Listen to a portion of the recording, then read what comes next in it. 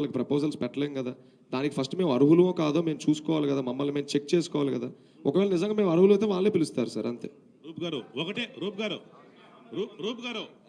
ఒకటే sir, 1 by 1 sir, 1 by 1 sir, please. Roop గారు ఏంటి సార్ ఒకసారి అడగండి సార్, నాకు కనపడలేదు.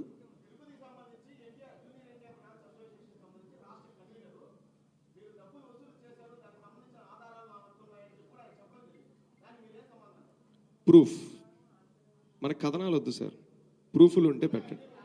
ఇవ్వమనండి సార్. ఇప్పుడు నాకు ఎవరో దృష్టికి తెచ్చారు మన మీడియా మిత్రులే, ఏఎస్పీ గారిని కలిశారు, మీ మీద కంప్లైంట్ ఇచ్చారు, మీరు తప్పు చేస్తున్నారు అన్నారు. ఆ కంప్లైంట్ పేపర్లో అవి కూడా పెట్టి మేము తప్పు చేసి ఉంటే ఇవాళ అదే బయట ఉన్న పోలీస్ శాఖ గారు వాళ్ళకి థ్యాంక్స్ చెప్పుకోవాలి సార్. ముందు మర్చిపోయాను, వారు మమ్మల్ని అరెస్ట్ చేయొచ్చు.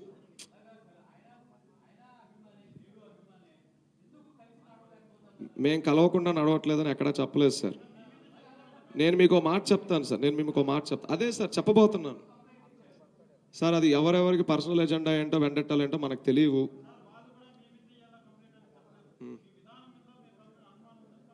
అనుమానం ఉంటే ఇన్వెస్టిగేషన్ జరుగుతుంది. లా అండ్ ఆర్డర్ అనేది ఒకటి ఉంది, ఇన్కమ్ ట్యాక్స్ ఉంది, ఈడీ ఉంది, సిబి ఉంది, సిబిఐ ఉంది, సిఐడి ఉంది. మీరు ఎన్ని బలగాలైనా పంపచ్చు, మమ్మల్ని వెరిఫై చేసుకోవచ్చు. మా ఆఫీస్ అడ్రస్ ఎక్కడ ఉందో కూడా మేము బహిరంగంగా అన్ని చోట్ల చెప్తున్నాం. రూప్ గారు మళ్ళీ దయచేసి మళ్ళీ అదే ప్రశ్న అనుకోవద్దండి. ఇప్పుడు సింపుల్ ఒకటే అంశము. మీరు ఎవరైతే ఏ కంపెనీ అయితే ఎన్టీఆర్ బొమ్మను చూపించి అడుగుతారో అదే కంపెనీ మీకు సిఎస్ఆర్ కింద ఫండ్ ఇవ్వడానికి ముందు ఎన్టీఆర్ కార్యాలయం విడుదల చేసిన ప్రకటన పక్కన పెట్టుకొని మీకు ఫండ్స్ రిజెక్ట్ చేస్తుంది కదా. ఒకటి కాదు, మీరు ఏది అప్లై చేసినా సిఎస్ఆర్ కింద ఖచ్చితంగా రిజెక్ట్ అవుతుంది. ఎందుకంటే రా ఎన్టీఆర్కి మీరు ఎలాగో ఎన్టీఆర్ బొమ్మ చూపిస్తారు, అందులో 100% సిఎస్ఆర్ కింద మీరు అడుగుతారు కదా. అదే రా ఎన్టీఆర్ సంస్థ అప్లై చేస్తే మీకు వచ్చి ఎన్టీఆర్ విడుదల చేసిన ప్రకటన మీకు చూపించి మీకు ఫండ్ రిజెక్ట్ చేస్తారు కదా. అన్ని చోట్ల మీకు ఎదురు కాకూడదు, అలాంటి సందర్భం రాదనుకుంటున్నారు. ఈ స్టేట్మెంట్ కరెక్ట్గా 5 రోజుల కిందటే వచ్చింది సార్ మా రామారావు గారి ఆఫీస్ నుంచి. ఎన్టీఆర్కి సంబంధం లేదు అని. అందుకే మేము వెంటనే ఒక న్యూస్ ఛానల్ అడిగినప్పుడు మేము డిబేట్లో మొరబెట్టుకున్నాం, మేము పడుతున్న కష్టాలు ఇది, మా ప్రాబ్లమ్స్ ఇవని. ఇప్పుడు మీరు అన్నారు మేము వ్యక్తుల దగ్గరికి వెళ్ళి అడగట్లా, వ్యవస్థల దగ్గరికి వెళ్ళి సిఎస్ఆర్స్ రైజ్ చేస్తున్నాం. And CSRs is 100% legitimate and on bylaw. అదే సార్ నేను అంటుంది, ఇది ప్రెస్ మీట్ ప్లానింగ్ కంటే తర్వాత జరిగింది, ఇది ప్రెస్ మీట్లో మనం మాట్లాడుకోవడం కంటే తర్వాత జరిగింది, 4 రోజుల కింద జరిగింది. దీని వెనకాల ఎవరున్నారు, ఎందుకు ఇలాంటి స్టేట్మెంట్ వచ్చింది, 7 సంవత్సరాలుగా కష్టపడి పనిచేస్తున్న ఒక వ్యవస్థ మీద ఇలా వేయడానికి గల రీజన్స్ ఏంటి, ఇవేం మాకు తెలియవు కదా. మేము బాధపడుతుంది అదే కదా ఇప్పుడు మీ ముందుకు వచ్చి వ్యక్తం చేసుకుంటుంది. అండ్ మంచి పని ఎవరు ఆపాలని ఎవరు చూడరు సార్. గవర్నమెంట్కి అన్ని లెక్కలు చెప్పాలి సార్. ఎవరు ఇక్కడ సిఎస్ఆర్ ఫండ్స్ని మిస్యూజ్ చేయడానికి లేదు. అది మనం ఇండివిజువల్గా ఎవరి దగ్గరన్నా ఫండ్ తీసుకుంటే దాన్ని ఏమైనా చేయగలరు. సిస్టంలో మన అందరి ముందు జరుగుతున్నాయి, మన అందరికీ తెలిసిందే, ఇదేందా మనం దాపరికాలేం లేవు.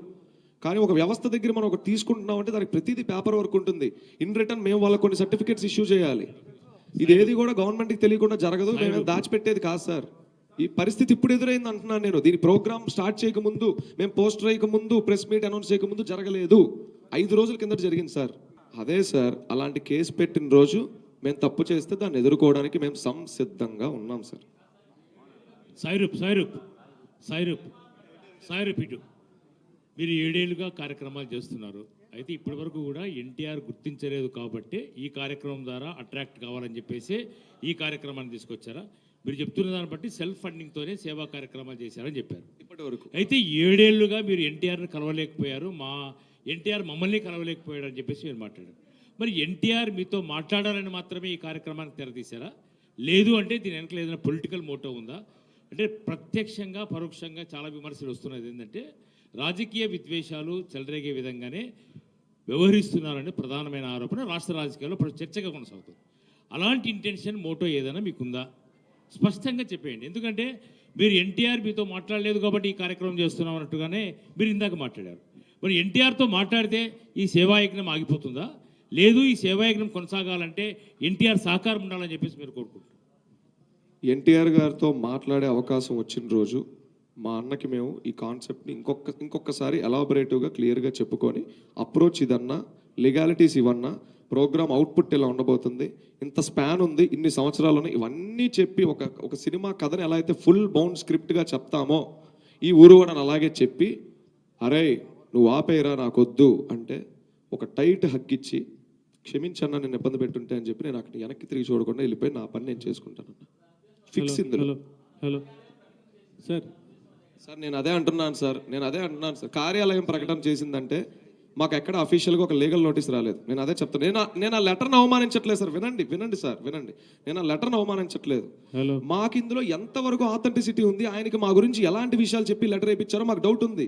నేను ఆ 4-5 పక్కనుండే వాళ్ళ పేర్లు చెప్పను సార్, ఎప్పటికీ చెప్పను. వాళ్ళు ఎవరో అందరికీ తెలుసు, మీడియా మిత్రులకి. సార్ అదే కదా సార్ అంటుంది 2024. ఇందాక నా డేట్ కూడా చెప్పి ఆపేశారు, నాకు చెప్పనీలేదు. 2024 జనవరి 8న మన దేవరా సినిమా టీజర్ లాంచ్ అయిన తర్వాత రాత్రి ఎప్పుడు 9ంటికి ఒక ఫ్యాన్స్ కన్వీనర్, ఆయన కూడా, నేను ఆయన పేరు కూడా చెప్పను. ఇందాక మీరు అన్నట్టు ఈ సోకాల్ తిరుపతి కన్వీనర్ లాగా ఆయన కూడా ఒక ఫ్యాన్స్ కన్వీనర్. అమ్మ హీరో నిన్ను కలవాలనుకుంటున్నాడు, హీరో గారితో ఒకసారి నువ్వు మాట్లాడాలి, మీ నుంచి ఎంతమంది వస్తారో రెడీ అవ్వండి అన్నారు. ఓకే అన్నాను సార్. అమ్మ ఆనందపడ్డాను. ఓకే ఆయన చెప్పుకునే 2024 జనవరి సార్, ఇది 2 ఏళ్ళ క్రితం అనుకున్నాం.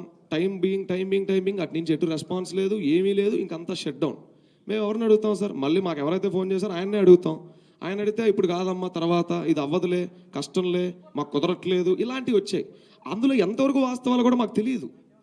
మాకు అక్కడ ఏ నుంచి అయినా అటు నుంచి ఒక ఇన్ఫర్మేషన్ వస్తే అది నిజమో అబద్ధం కూడా మాకు తెలియదు. ఆయన చెప్తున్నారు. ఇక్కడ మాకేదో ఇది ఉందనుకోబాకండి సార్. అంటే అది ఎన్టీఆర్ నుంచి వస్తే నమ్ముతాం, ఆఫీస్ నుంచి వస్తే నమ్మమని కాదు. అసలు ఆయన చుట్టూ మా గురించి ఏం చెప్తున్నారని మా బాధ సార్. ఒక్క నిమిషం, ఇప్పుడు అంటే ఇన్ని కోట్ల మంది అభిమానులు ఉన్నారని అనుకుంటున్నారు కదా మీరు. అంటే ఒక 3-4 ఆయన దగ్గరుండి చెప్తే వినేంత బలహీన పరిస్థితుల్లో ఆయన ఉన్నాడు అనుకుంటున్నారా? లేకపోతే మీరు చేస్తుండే సేవల మీద ఆయన నమ్మకం లేక మీకు రెస్పాండ్ కావట్లేదు అంటారా? అంత బలహీనంగా ఉన్నాడా? ఒక 3-4 చెప్తే వినేంత బలహీనం అని కాదు సార్, బలహీనం అని కాదు. నందమూరి తారక రామారావు గారు సినిమాల్లో అంటే ఇటీవల మీరు గమనించుంటే ఆయన ఫిజిక్ కానివ్వండి, ఆయన వర్కౌట్స్ కానివ్వండి,